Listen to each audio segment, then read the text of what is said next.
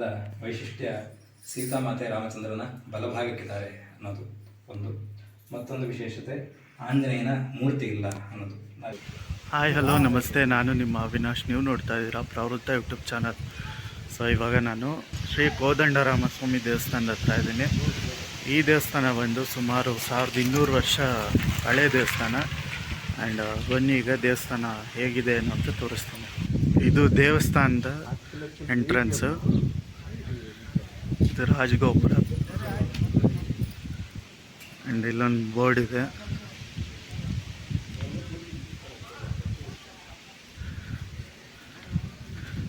ಇದು ಕರ್ನಾಟಕ ಸರ್ಕಾರದ ಧಾರ್ಮಿಕ ದತ್ತಿ ಇಲಾಖೆಗೆ ಸೇರುತ್ತೆ ದೇವಸ್ಥಾನ. ಅಲ್ಲಿ ರಥ ಇದೆ.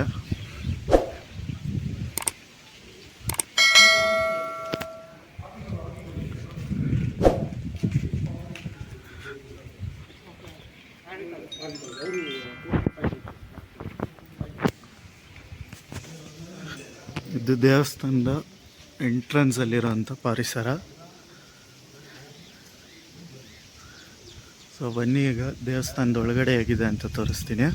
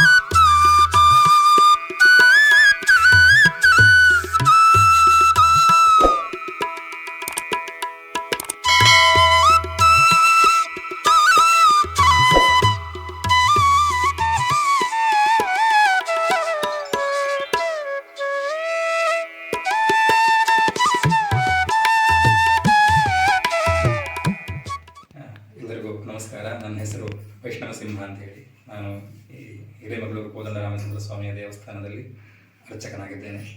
ನಮ್ಮ ದೇವಸ್ಥಾನದ ವೈಶಿಷ್ಟ್ಯ ಸೀತಾಮಾತೆ ರಾಮಚಂದ್ರನ ಬಲಭಾಗಕ್ಕಿದ್ದಾರೆ ಅನ್ನೋದು ಒಂದು.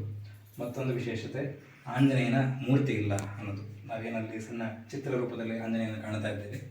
ಆ ರೀತಿಯಾಗಿರದೆ ಸಾಮಾನ್ಯವಾಗಿ ಎಲ್ಲ ರಾಮನ ದೇವಸ್ಥಾನಗಳಲ್ಲಿ ಆಂಜನೇಯನ ಮೂರ್ತಿಯನ್ನು ಪ್ರತಿಷ್ಠೆ ಮಾಡಿರ್ತಾರೆ. ಇಲ್ಲಿ ಆಂಜನೇಯನ ಮೂರ್ತಿ ಇಲ್ಲ. ಸೀತಾಮಾತೆ ಕೂಡ ಎಡಗಡೆಗೆ, ರಾಮನ ಎಡಗಡೆಗೆ ಇರಬೇಕಾದವಳು ಸೀತಾಮಾತೆ ರಾಮನ ಬಲಭಾಗಕ್ಕಿದ್ದಾರೆ ಅನ್ನೋದು ಇಲ್ಲಿ ವಿಶೇಷ. ಇದಕ್ಕೆ ಕಾರಣ ಏನು ಅಂದರೆ, ಇವರೆಲ್ಲರಿಗೂ ವಿವಾಹವಾಗಿದೆ. ವಿವಾಹ ಮುಗಿಸಷ್ಟು ಜನ ಮಿಥಿಲಾಪುರದಿಂದ ಅಯೋಧ್ಯೆಗೆ ಹೋಗುವಾಗ ಮಾರ್ಗದಲ್ಲಿ ಪರಶುರಾಮರು ಬಂದು ರಾಮನನ್ನು ಅಡ್ಡ ಹಾಕಿ ರಾಮಚಂದ್ರನ ಮೇಲೆ ಯುದ್ಧ ಮಾಡಿರ್ತಾರೆ. ಯುದ್ಧಕ್ಕೆ ಕಾರಣ ರಾಮ ಶಿವಧನಸ್ಸನ್ನು ಮುರಿದಿದ್ದಾನೆ ವಿವಾಹ ಸಂದರ್ಭದಲ್ಲಿ ಅನ್ನೋದನ್ನು. ಅದನ್ನು ಕೇಳಿಸ್ಕೊಂಡ ಪರಶುರಾಮರಿಗೆ ರಾಮ ಶಕ್ತಿಗೆ ದುರುಪಯೋಗ ಮಾಡಿದ್ದಾನೆ, ನಾಳೆ ಇವನು ಅಧಿಕಾರವನ್ನು ಪಡೆದ ನಂತರ ಪ್ರಜೆಗಳ ಮೇಲೆ ದೌರ್ಜನ್ಯ ಅತ್ಯಾಚಾರಗಳನ್ನು ಮಾಡ್ತಾನೆ, ಹಾಗಾಗಿ ದುಷ್ಟ, ರಾಮನನ್ನು ಸಂಹರಿಸಬೇಕು ಅಂತ ಹೇಳಿ ಪರಶುರಾಮರು ರಾಮನನ್ನು ಕೊಲ್ಲೋದಕ್ಕಾಗಿ ಬಂದಿರ್ತಾರೆ. ಅಷ್ಟೊತ್ತಿಗೆ ಇವರೆಲ್ಲ ವಿವಾಹ ಮುಗಿಸಿ ಮಿಥಿಲಾಪುರದಿಂದ ಅಯೋಧ್ಯೆಗೆ ಹೋಗ್ತಾ ಇರ್ತಾರೆ. ದಾರಿಯಲ್ಲಿ ಬಂದ ಪರಶುರಾಮರು ರಾಮನನ್ನು ಅಡ್ಡ ಹಾಕಿ ರಾಮಚಂದ್ರನ ಮೇಲೆ ಯುದ್ಧ ಮಾಡ್ತಾರೆ. ಆದರೆ ಆ ಯುದ್ಧದಲ್ಲಿ ರಾಮಚಂದ್ರನೇ ಪರಶುರಾಮರನ್ನು ಸೋಲಿಸಿ ಪರಶುರಾಮರನ್ನು ಪರಾಜಿತ ಮಾಡ್ತಾನೆ. ಹಾಗಾಗಿ ಪರಶುರಾಮರು ಸೋತ ನಂತರ ಅವ್ರಿಗೆ ಅರ್ಥ ಆಗುತ್ತಾರೆ, ನಾನು ವಿಷ್ಣು, ಹಾಗಿರುವಾಗ ಈ ಹುಡುಗ ರಾಮ ನನ್ನನ್ನು ಸೋಲಿಸ್ತಾನೆ ಅಂತಾದರೆ ಈತನು ವಿಷ್ಣುವೇ, ಇವತ್ತು ಕ್ಷತ್ರಿಯನ ರೂಪದಲ್ಲಿ ಬಂದಿದ್ದಾನೆ ವಿಷ್ಣು, ಇನ್ನು ಕ್ಷತ್ರಿಯರನ್ನು ನಾನು ಸಂಹರಿಸಬೇಕಿಲ್ಲ ಅಂತ ಹೇಳಿ ಪರಶುರಾಮರಿಗೆ ಅನಿಸಿ ಅವರಲ್ಲಿದ್ದ ವಿಷ್ಣುನ ಅಂಶವನ್ನು ರಾಮನಿಗೆ ಒಪ್ಪಿಸಿ ತಮ್ಮ ಅವತಾರ ಸಮಾಪ್ತಿ ಮಾಡಿ ಒಂದು ಪ್ರಾರ್ಥನೆಯನ್ನು ಮಾಡ್ತಾರೆ. ನೀವು ದಂಪತಿಗಳಾಗೋದನ್ನು ಮದುವೆ ಮುಹೂರ್ತಕ್ಕೆ ಬಂದು ನೋಡೋಕ್ಕಾಗಿಲ್ಲ, ನನಗೆ ಆ ದರ್ಶನವನ್ನು ಅನುಗ್ರಹಿಸಿ ಅಂತ. ಅದಕ್ಕಾಗಿ ರಾಮ ಸೀತಾಮಾತೆಯನ್ನು ಪುನಃ ತನ್ನ ಬಲಭಾಗಕ್ಕೆ ನಿಲ್ಲಿಸಿಕೊಂಡು ಮುಹೂರ್ತದಲ್ಲಿ ಸೀತಾಮಾತೆ ಬಲಭಾಗದಲ್ಲಿದ್ದರು ಅನ್ನೋದನ್ನು ಹಾಗೆ ನಿಲ್ಲಿಸಿ ಕಲ್ಯಾಣ ಸೇವೆಯನ್ನು ಅನುಗ್ರಹ ಮಾಡಿರ್ತಾರೆ. ಹಾಗಾಗಿ ಇಲ್ಲಿ ರಾಮನಿಗೆ ಕಲ್ಯಾಣ ರಾಮ ಅಂತ ಹೆಸರು. ಈ ಪ್ರಸಂಗ ರಾಮಾಯಣದಲ್ಲಿ ನಡೆದದ್ದು ಬಾಲಕಾಂಡದಲ್ಲಿ. ಆಂಜನೇಯ ಬರುವುದು ಕಿಷ್ಕಿಂಧಾಕಾಂಡದಲ್ಲಿ.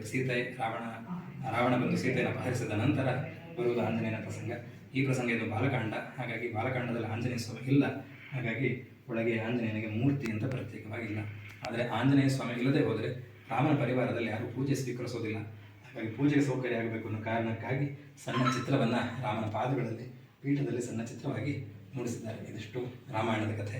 ಮೂರ್ತಿಗಳನ್ನೇ ನಾವು ಕಂಡರೆ, ಸೀತಾರಾಮ ಲಕ್ಷ್ಮಣರ ವಿಗ್ರಹಗಳನ್ನು ನಾವು ದರ್ಶನ ಮಾಡಿದರೆ ಇವರು 3 ಜನ ನೇರವಾಗಿ ನಿಂತಿಲ್ಲ. ಪಾದದಿಂದ ಸೊಂಟದಿಂದ ಎದೆ, ತಿರುಗ ತಲೆ, ಹೀಗೆ ಹೀಗೆ ಹೀಗೆ ನಿಂತಿದ್ದಾರೆ. ಇದನ್ನು ತ್ರಿಭಂಗಿ ಅಂತ ಕರಿತೀವಿ.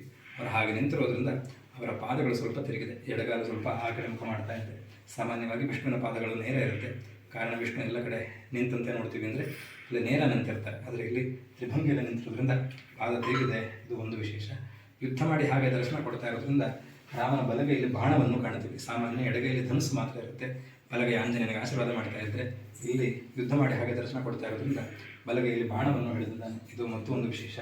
ಹೆಗಲಲ್ಲಿ ಬತ್ತಳಿಕೆ ಅನ್ನೋದಿಲ್ಲ, ಯಾಕೆಂದರೆ ವಿವಾಹ ಮುಗಿಸಿ ಮನೆಗೆ ಹೋಗ್ತಾ ಇದ್ದಾರೆ. ಸ್ವಂತ ವಿವಾಹದಲ್ಲಿ ಅಸ್ತ್ರಶಸ್ತ್ರ ಇಲ್ಲ. ವಿವಾಹ ಮುಗಿಸಿ ಮನೆಗೆ ಹೋಗೋದಕ್ಕೆ, ಅಯೋಧ್ಯೆಗೆ ಹೋಗೋದಕ್ಕೆ ಅಸ್ತ್ರಶಸ್ತ್ರಗಳ ಅವಶ್ಯಕತೆ ಇಲ್ಲ. ಮಾರ್ಗದಲ್ಲಿ ಪರಶುರಾಮರು ಯುದ್ಧ ಮಾಡ್ತಾರೆ ಅನ್ನೋ ವಿಚಾರ ರಾಮನಿಗೆ ಅದು ಗೊತ್ತಿಲ್ಲ. ಹಾಗಾಗಿ ಹೆಗಲಲ್ಲಿ ಬತ್ತಳಿಕೆ ಇಲ್ಲ. ಎಡಗೈಯಲ್ಲಿ ಕಾಣುವ ಬಿಲ್ಲಿಗೆ, ಧನುಸ್ಸಿಗೆ ಕೋದಂಡ ಅಂತ ಹೆಸರು. ಅದನ್ನು ಹಿಡಿದು ನಿಂತಿರೋದ್ರಿಂದ ಕೋದಂಡರಾಮ. ವಿವಾಹ ದರ್ಶನವನ್ನು ಕೊಡ್ತಾ ಇರೋದ್ರಿಂದ ಕಲ್ಯಾಣ ರಾಮ. ಎರಡು ಹೆಸರಲ್ಲಿ ಪೂಜೆ. 1200 ವರ್ಷ ಪುರಾತನವಾದ ರಾಮನ ದೇವಸ್ಥಾನದ್ದು. ಭಾರತ ದೇಶಕ್ಕೆ ಅತ್ಯಂತ ಪುರಾತನವಾದ ರಾಮನ ದೇವಸ್ಥಾನ ಪೂಜೆ ಮಾಡೋ ಸ್ಥಿತಿಯಲ್ಲಿ ಅಂತ ಇದೊಂದು ಏಕಮಾತ್ರ ಸಿಕ್ಕಿರೋದು ಆರ್ಕಿಯಾಲಜಿಕಲ್ ಸರ್ವೆ ಪ್ರಕಾರ. ಇದಕ್ಕಿಂತ ಪ್ರಾಚೀನವಾದಂತಹ ರಾಮನ ದೇವಾಲಯಗಳು ಪೂಜೆ ಮಾಡೋ ಸ್ಥಿತಿಯಲ್ಲಿಲ್ಲ. ಅಥವಾ ಆ ಹಳೆಯ ದೇವಸ್ಥಾನಗಳನ್ನು ಒಡೆದು ನಾಶ ಮಾಡಿದರೆ ಕೆಲವು ಸ್ವಯಂ ಬಿದ್ದು ಹೋಗಿವೆ, ಕೆಲವಷ್ಟು ಜೀರ್ಣೋದ್ಧಾರ ಆಗಿ ಹಳೆ ರೂಪ ಎಲ್ಲ ಹೋಗಿ ಹೊಸ ರೂಪ ಬಂದಿದೆ. ಇದೊಂದೇ ನಮಗೆ ಏಕಮಾತ್ರ ದೇವಸ್ಥಾನ ಇಷ್ಟು ಪ್ರಾಚೀನವಾಗಿ ಹಾಗೆ ಪೂಜೆ ನಡೆಯುವ ಸ್ಥಿತಿಯಲ್ಲಿ ಸಿಕ್ಕಿದೆ ಅಂತ. ಮೂರ್ತಿಗಳು 1200 ವರ್ಷದ ಮೂರ್ತಿಗಳು. ದೇವಸ್ಥಾನದ ಕಟ್ಟಡ 1200 ವರ್ಷದ್ದು. ದೇವಸ್ಥಾನವನ್ನು, ಆಲಯವನ್ನು, ಮೂರ್ತಿಗಳನ್ನು ಪ್ರತಿಷ್ಠೆ ಮಾಡಿದವರು, ದೇವಾಲಯ ನಿರ್ಮಾಣ ಮಾಡಿದವರು ಚೋಳರು. ಅವರ ಕಾಲಕ್ಕೆ ಒಳಗಿನ ಗರ್ಭಗೃಹ ಮತ್ತು ಮುಂದಿನ ಶುಕನಾಸಿ ಎನ್ನುವ ಈ 2 ಮಂಟಪ 1200 ವರ್ಷದ ಚೋಳರ ಕಾಲದಲ್ಲಿ ನಿರ್ಮಿತವಾದದ್ದು.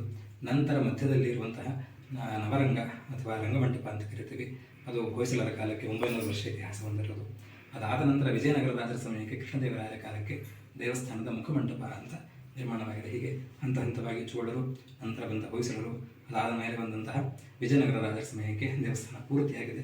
ಈ ಭಾಗ ಒಳಗಿನ 2 ಗರ್ಭಗೃಹ ಮತ್ತು ಶುಕನಾಸಿ 1200 ವರ್ಷದ ಅತ್ಯಂತ ಪ್ರಾಚೀನವಾದಂತಹ ದೇವಸ್ಥಾನ ಅಂತ ಹೇಳಿ. ಸೀತಾಮಾತೆ ರಾಮನ ಬಲಭಾಗಕ್ಕಿದ್ದಾರೆ.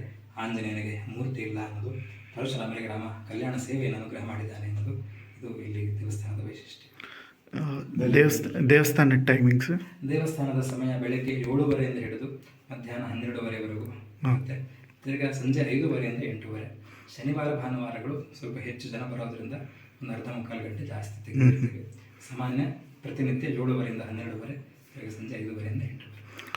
ವಿಶೇಷ ಪೂಜೆ ಅಂತ ಏನಾದರೂ? ಪೂಜೆಗಳು ಪ್ರತಿ ತಿಂಗಳ 2ನೇ ಭಾನುವಾರ ಅಭಿಷೇಕ, ಮೂಲ ದೇವರಿಗೆ ಪಂಚಾಮೃತ ಅಭಿಷೇಕ 2ನೇ ಭಾನುವಾರ ಬೆಳಗ್ಗೆ 10:00ವರೆಗೆ ಆರಂಭ ಆಗುತ್ತೆ. ಪ್ರತಿ ತಿಂಗಳ ಪುನರ್ವಸು ನಕ್ಷತ್ರಕ್ಕೆ ಕಲ್ಯಾಣೋತ್ಸವ ನಡೆಯುತ್ತೆ.